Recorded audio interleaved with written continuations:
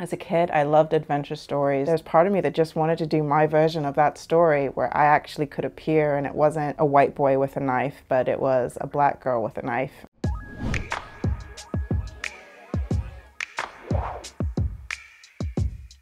The heart of Afrofuturism to me is connecting the sort of folk, spiritual, religious traditions and mythologies and beliefs and cultural practices of Africa and the African diaspora to these futuristic worlds or speculative imaginary worlds, and blending those two together. My son, it is your time.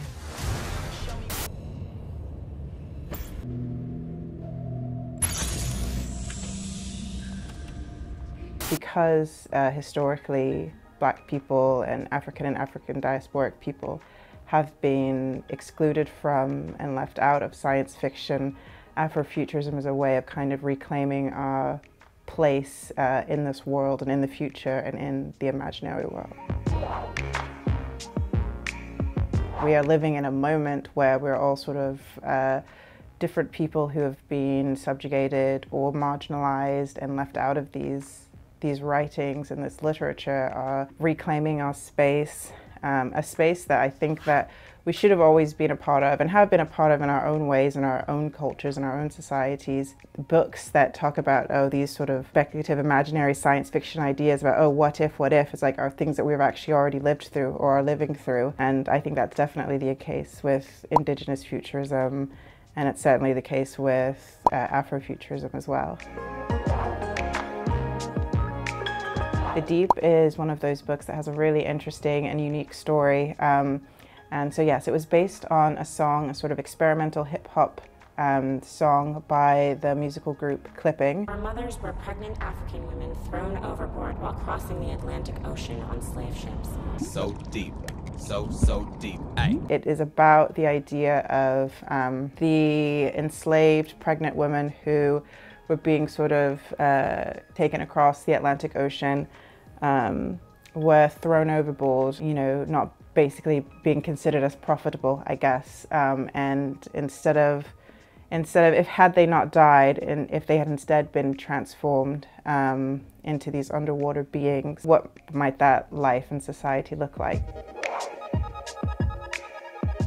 Black people in America who've had those spaces, we've been denied access to those spaces, to nature, and in fact most of our relationship with it has been, being forced to work it. As a kid, I loved adventure stories based on this kind of idea of like, a young kid in the forest and surviving, and there's part of me that just wanted to do my version of that story where I actually could appear and it wasn't, it wasn't a white boy with a knife, but it was a black girl with a knife. Climate change, ecology, the environment connects so much it connects to feminism and how we sort of relate to our bodies and how we use our bodies in space, to racism, to all of and to queerness and to all of these things. I think it is kind of the central thing for me, like my central concern almost as a writer, is how we treat the land, because it's where we live, but it's us. We came from it, we came from the ocean,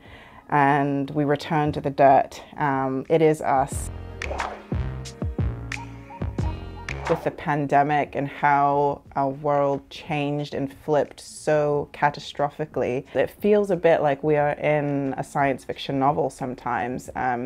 And I think that Afrofuturism has a way to kind of address that tension of this utter strangeness and incomprehensibility of everything that's going on, and uses our histories of survival and our spirituality and all of these things to sort of bring truth to the world. I think that there is a reason why it's kind of having a moment right now. People want to feel empowered, and I think that speculative literature, Afrofuturism, gives us a way to actually have this power and say, here's us imagining something different. Anyone who has ever been othered in some way or made into an other, made marginal, made somehow outside of whoever sort of considered the default human, can perhaps relate to this feeling of being monstrous or a monster and being seen as a monster.